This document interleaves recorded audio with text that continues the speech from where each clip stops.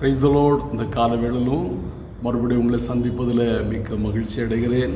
இந்த நாளிலும் நாம் ஒரு வேத வசனத்தை தியானிப்போம். பிரசங்கி 11 அதிகாரம் 1 வசனம். பிரசங்கி 11:1. உன் ஆகாரத்தை தண்ணீர் மேல் போடு, அநேக நாட்களுக்கு பின்பு அதன் பலனை காண்பாய். இந்த வசனத்தில் வாசிக்கிறோம், உன் ஆகாரத்தை தண்ணீரின் மேல் போடு, அநேக நாட்களுக்கு பின்பு அதன் பலனை காண்பாய் என்பதாக. இந்த வசனத்தை விதமாக நாம் புரிந்து கொள்ளலாம். ஆகாரம் என்பது தானியத்தை சாப்பிட வேண்டியதான தானியத்தை நாம் அதை விதைப்போமானால் சில நாட்கள் தாண்டி அல்லது அதை குறிக்கப்பட்டதான நாட்கள் தாண்டும் போது பெரிய அறுவடை பண்ணுவோம். அந்த அர்த்தத்தில் கூட இந்த வசனத்தை நாம் புரிந்து கொள்ளலாம். இந்த வசனத்துக்கு அநேக அர்த்தங்கள் இருக்கிறது. அநேக அர்த்தங்கள் நம்ம கொடுக்கலாம். அநேக விதமாக நாம் அதை புரிந்து கொள்ளக்கூடும். பொதுவாக சில ஷேர் மார்க்கெட்டில் சிலர் காசுகளை போடுவார்கள், அது வட்டியோடு கிடைக்கும். சில நிறுவனங்களில் போடுவார்கள், அங்கே வட்டியோடு கிடைக்கும். வங்கியில் போடுவார்கள். சில தொழில் செய்யும்போது அவர் பார்ட்னராக பங்குதாரராக சிலர் முதலீடு பண்ணுவார்கள். இவங்களுக்கு தொழிலை பற்றி தெரியாது, ஆனால் தொழில் ஆரம்பிப்பதற்கு பங்குதாரராக தங்களுடைய பணங்களை போடுவார்கள். அவர்களுக்கு லாபத்தை பிரிக்கும் போது அதிகமான காசு கிடைக்கும். இப்படி பல கோணங்களில் நாம் அதை தியானிக்க முடியும். பல கோணங்களில் நம்ம கேள்விப்படுகிறோம். ஆனால் இங்கே சாலமன் சொல்லும்போது, உன் ஆகார தண்ணீர் மேலே போடு, அநேக நாட்களுக்கு பின் அதன் பலனை காண்பாய் என்று சொல்லப்படுகிறது. பிரியமானவர்களே, நம்முடைய ஆகாரத்தை, அதாவது சாலமன் சொல்லுகிறாரு நீதிமொழியில், ஏழைக்கு இறங்குகிறவன் கர்த்தரை கடன் கொடுக்கிறான், அவன் கொடுத்ததை தேவன் அவனுக்கு திரும்ப கொடுப்பார் என்று சொல்லப்படுகிறது.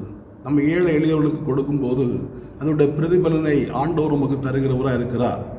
இயேசு ஒரு விருந்து வீட்டுக்கு போன போது இயேசுக்கு ஒருவன் பகல் விருந்து பண்ணினான். அவனை பார்த்து இயேசு சொன்னார், நீ இனி விருந்து பண்ணும்போது செல்வந்தர்களை, சொந்தக்காரங்களை, நல்ல வசதி உள்ளவர்களை நீ கூப்பிடாத, ஏழைகளை எளியவர்களை கூப்பிடு. நீ செல்வந்தர்களை கூப்பிடுவாயனா அவர்களும் ஒரு விருந்து வைத்து உன்னை கூப்பிடுவார்கள். நீ கொடுத்ததான சாப்பாடு அதோட கணக்கு முடிஞ்சிடும்.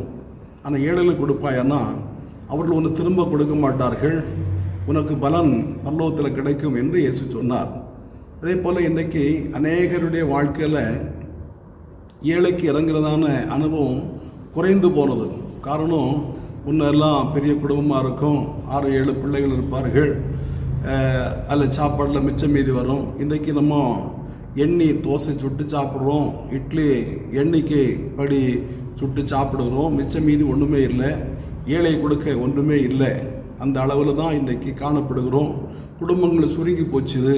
அதனால் சமைக்கிற சாப்பாடு குறைந்து போனது. ஒரே பாத்திரத்தில் சமைத்து 2 தட்டில் போட்டு சாப்பிடக்கூடிய அந்த அளவுக்கு இன்றைக்கு குடும்பங்கள் சுருங்கி விட்டது. ஆகையினால் ஏழைக்கு பசியாக இருக்கிறவர்களுக்கு கொடுக்கக்கூடியதான சூழல் மிக குறைவாய் காணப்படுகிறது. அந்த சூழல் இல்லை.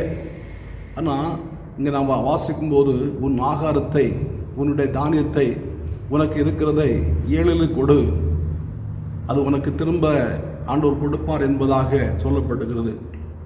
நான் மத்தேயு 10:42 வாசிக்கும்போது, சீசன் என்ற நாமத்தினாலே வருகிறவனுக்கு 1 கலசம் தண்ணீர் மாத்திரம் கொடுத்தாலும் அவன் சீசனுக்குரியதான பிரதிபலனை அடைவான் என்று நாம் வாசிக்கிறோம். எபிரேயர் 6:10 வாசிக்கும்போது, நீங்கள் பரிசுத்தவான்களை செய்ததும் செய்து வருகிறதும் ஆகிய அன்பின் பிரயாசங்களை மறந்துவிட அவர் அநீதி உள்ள தேவன் இல்லை என்று சொல்லப்படுகிறது. அப்போ இன்றைக்கு நம் பரிசுத்தவான்களுக்கு, தேவனுடைய பிள்ளைகளுக்கு செய்து வருகிறதான அந்த அன்பின் பிரயாசங்களை ஆண்டவர் மறந்து விடுகிற தேவன் அல்ல, அதுக்குரிய பிரதிபலனை ஆண்டவர் கொடுக்கிறவராய் காணப்படுகிறார். ஆண்டவர் யாருக்கும் கடன்பட்டவர் அல்ல, யாருக்குமே அவர் கடன்படுகிறது இல்லை.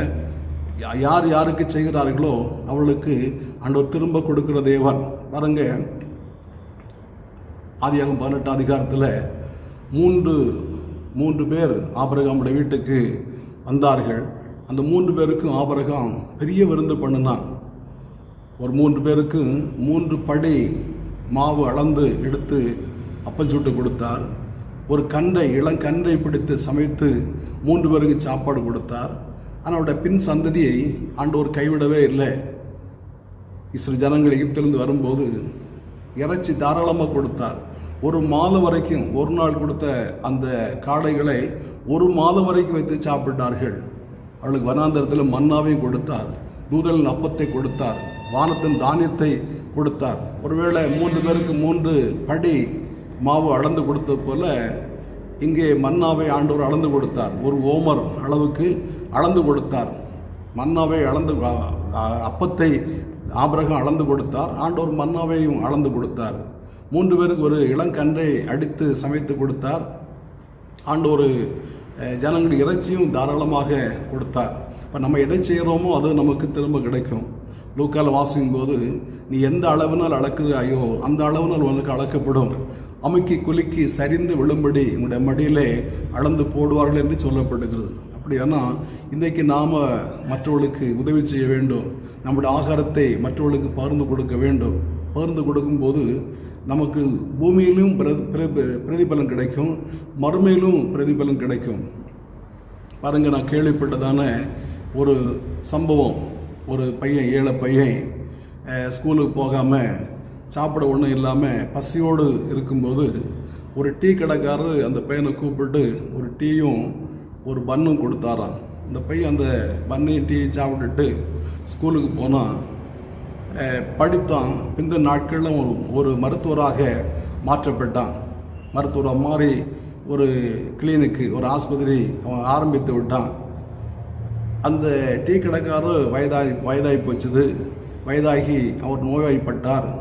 அந்த மருத்துவரை அந்த முதியவர், இந்த டீ கடைக்காரரை இந்த வாலிபனுடைய மருத்துவமனையில் அனுமதிக்கப்பட்டு அங்கே மருத்துவம் செய்யப்பட்டது. அவர் நல்ல சுகமாகி வீடு திரும்பும்போது அவருக்கு ஒரு பெரிய தொகை பில் வந்தது. ஆனால் அந்த மருத்துவர் சொன்னாரோ, உங்களுக்கு பில்லு ஏற்கனவே கட்டியாச்சு அப்படின்னு. அப்போ இந்த டீ கடைக்காரர் அந்த குடும்பத்தாருக்கு பெரிய அதிர்ச்சி. யார் எங்களுடைய பில்லை கட்டுனது, யார் அந்த காசு கொடுத்த அப்படின்னு கேட்கும்போது இந்த மருத்துவர் சொன்னாராம், பல வருடங்கள் முன்பதாக நான் பசியோடு இருக்கும்போது இவர் எனக்கு ஒரு டீயும் ஒரு பன்னும் கொடுத்தாரு. அந்த டீயும் பன்னும் தான் என்னை படிப்பதற்கு உந்தி தள்ளியது. இன்றைக்கி நான் படித்து ஒரு மருத்துவராக இருக்கிறேன், ஒரு மருத்துவமனை கட்டியிருக்கிறேன். இதுக்கு அடித்தளம் போட்டது இந்த பெரியவர் தான். ஆகையினால் அதுக்கு நான் கடன் பட்டிருந்தேன், அந்த டீ பன்னுக்கு கடன் பட்டிருந்தேன். அந்த கடனை இன்றைக்கு தீர்த்து விட்டேன் என்று அவர் சொன்னாராம். பாருங்கள், அன்றைக்கு ஒரு டீ பன்னு கொடுத்தது இந்த நாட்களில் இந்த மனிதனுடைய மருத்துவ செலவுக்கு அது ஒரு முதலீடாக காணப்பட்டது. அதே போல் நாமும் எதை செய்கிறோமோ அது நமக்கு திரும்ப வரும். பவுல் சொல்லும்போது பிலிப்பியர் 4:19 சொல்கிறாரு, என் தேவன் தம்முடைய ஐஸ்வர்யத்தின்படி உங்களுடைய குறைவுகளை மகிமையாய் நிறைவாக்குவார் என்பதாக. நீங்கள் முந்தின வசனங்களை வாசிக்கும்போது, என்னுடைய குறைச்சல்ல நீங்கள் கொடுத்தீர்கள், அதை சுகந்த வாசனையாக நான் பெற்றுக்கொண்டேன். ஆகையினாலே என் தேவன் தம்முடைய ஐஸ்வர்யத்தின்படி உங்களுடைய குறைவுகளை நிறைவாக்குவார் என்பதாக. இப்போ நாம் ஊழியர்களுக்காக கொடுக்கும்போது அதுக்குரிய பிரதிபலனை பெற்றுக்கொள்ள முடியும். ஒரு 10 பைபிள் வாங்கி 10 பேருக்கு கொடுக்கலாம், 10 புதிய ஏற்பாடு வாங்கி 10 பேருக்கு கொடுப்போம்னா அவர்கள் அதை வாங்கி படித்து இயேசு ஏற்றுக்கொள்வார்களானா அதுக்குரிய பிரதிபலன் அந்த பைபிளை கொடுத்ததான நபருக்கு தான் சொந்தமாகும். இவர் தான் காசு செலவு பண்ணி ஒரு வேதாகம் வாங்கி கொடுத்துருக்கிறாரு. அந்த வேதாகமத்தை அந்த நபர் படித்து அவர் இயேசு ஏற்றுக்கொண்டார். அப்போ அவர் ரட்சிக்கப்பட்டதன் அந்த பிரதிபலன் இந்த வேதாகம் வாங்கி கொடுத்த நபருக்கே வந்து சேரும் என்பதில் எந்த விதமான மாற்றமும் இல்லை. ஆகையினாலே உன் கைக்கு நேரிடுவதை முழு பலத்தோடு செய், நீ போகிற பாதாளத்தில் செய்கை வித்தை இல்லை என்று சாலமோன் சொல்கிறார். ஆகையினால இந்த நாட்களில் நாம் எதை செய்ய முடியுமோ அதை நாம் செய்வோம்னா நம்முடைய வாழ்க்கையில் பிரதிபலன் உண்டாகும். நமக்கு தெரியும், மத்தேயு 25 அதிகாரத்தில் நாம் வாசிக்கிறோம் 36 வசனம் முதல், தேவன் எல்லா ஜனங்களையும் வெள்ளாடுகளையும் செம்மறியாடுகளையும் பிரிக்கிறது போல 2 பக்கமும் நிறுத்துவார். வலது பக்கம் நிற்கிறவர்களை பார்த்து ராஜா சொல்லுவார், என் பிதாவினால் ஆசிரியப்பட்டவர்களே, உலகம் உண்டானது முதல் உங்களுக்காக ஆயத்தம் பண்ணப்பட்டதான ராஜ்யத்தில் சுதந்திரங்கள் என்று. ஏன் அந்த உலகம் உண்டானது முதல் உங்களுக்கு ஆயத்தம் பண்ணப்பட்டதான அந்த ராஜ்யம் நான் பசியாக இருந்தேன், நான் ஆகாரம் கொடுத்தீர்கள். தாகமாக இருந்தேன், தாகத்தை தீர்த்தீர்கள். அந்நியனாக இருந்தேன், சேர்த்து கொண்டீர்கள். வியாதியாக இருந்தேன், பார்க்க வந்தீர்கள். காவல் இருந்தேன், என்னை விசாரிக்க வந்தீர்கள் என்று ராஜா சொல்லுவார். இப்போ எப்போது உண்மை பசியாக தாகமாக கண்டு உண்மைக்கு உதவி செய்தோம் என்று கேட்டால், இந்த சிறியவன் நீங்கள் எதை செய்தீர்களோ அதை எனக்கே செய்தீர்கள் என்று சொல்லுவார் என்று நாம் வாசிக்கிறோம். அப்படியானால் இன்றைக்கு நம்ம செய்கிறது எல்லாவற்றுக்குரிய கணக்கும் ஆண்டுடைய கணக்கில் இருக்கிறது. அதுக்குரிய பிரதிபலன் நாம் நிச்சயமாய் பெற்றுக்கொள்வோம். எபிரேயர் 6:10 வாசிக்கிறோமே, நீங்கள் பரிசுத்தவான்களை செய்ததும் செய்து வருகிறதும் ஆகிய அன்பின் பிரயாசங்களை மறந்துவிட அவர் அநீதி உள்ள தேவன் இல்லை என்று நாம் வாசிக்கிறோம். இப்போ நம்ம செய்கிறதான காரியத்தை ஒருவேளை மனிதன் மறந்து விடுவான், அந்த நன்மையை பெற்றுக்கொள்கிறவர்கள் மறந்து விடுவார்கள். ஆனால் ஆண்டவர் ஒரு நாளும் மறந்து விடுகிற தேவன் இல்லை. ஆகையினாலே ஆண்டவரத்தின் பிரதிபலனை பெற்றுக்கொள்ள இன்றைக்கு நம்முடைய ஆகாரத்தை மற்றவர்களுக்கு கொடுப்போம், பிரதிபலனை பெற்றுக்கொள்வோம். ஆண்டவர் நம்மை ஆஸ்வதிப்பார். நல்ல பிதாவே, நன்றியோடு துதிக்கிறோம். இந்த காலவேளையில் உடைய திருமுகத்தை நோக்கி பார்க்கிறோம். ஆண்டவரே, உன் ஆகார தண்ணீர் மேலே போடு, அநேக நாட்களுக்கு பின்பு அதன் பலனை காண்பாய் என்று சாலமன் சொன்னதான வார்த்தையை நாங்கள் தியானிக்க கிருபை செய்தீர். நன்றியோடு துதிக்கிறோப்பா. ஏசப்பா, இன்றைக்கு ஆண்டவர் எங்களுக்கு எங்களால் எதை செய்ய முடியுமோ அதை செய்யக்கூடிய கிருபைகளை தருவீராகப்பா. தேவையுள்ள ஜனங்களுக்கு, ஏழைகளுக்கு ஏசப்பா மக்கு ஸ்தோத்திர. பசி பட்டினியோடு இருக்கிறவர்களுக்கு ஆண்டவர் தாராளமாய் கைகளை திறக்கக்கூடிய நல்ல இதயத்தை தேவன்களுக்கு தர வேண்டும் என்று ஜெபிக்கிறோம். ஆண்டவரே மக்கு ஸ்தோத்திரப்பா. அந்த வார்த்தையை கேட்கிற எல்லாருடைய வாழ்க்கையில் அந்த அனுபவம் உண்டாவதாகப்பா. ஏசப்பா, பரிசுத்தவங்களை செய்ததும் செய்து வருகிறதும் ஆகிய அன்பின் பிரயாசத்தை மறந்துவிட அவர் அநீதி உள்ள தேவன் இல்லை என்று தாவே நாங்கள் வாசிக்கிறோமே. ஆண்டவர் பவுல் கூட சொல்லுகிறாரே, நீங்கள் கொடுத்தது சுகந்த வாசனையாக நான் பெற்றுக்கொண்டேன். என் தேவன் தம்முடைய ஐஸ்வர்யத்தின்படி உங்களுடைய குறைவுகள் நிறைவாக்குவார் என்பதாகப்பா. உங்களுடைய ஐஸ்வர்யத்தின்படி எங்களுடைய குறைவுகள் நிறைவாக்கத்தக்கதாக, நிறைவாய் பெற்றுக்கொள்ளத்தக்கதாக ஆண்டவர் இரக்கம் செய்யணும் என்று ஜெபிக்கிறோம். அப்போடைய கரங்களை அர்ப்பணிக்கிறோம். இயேசு மூலம் பிதாவே, ஆமென்.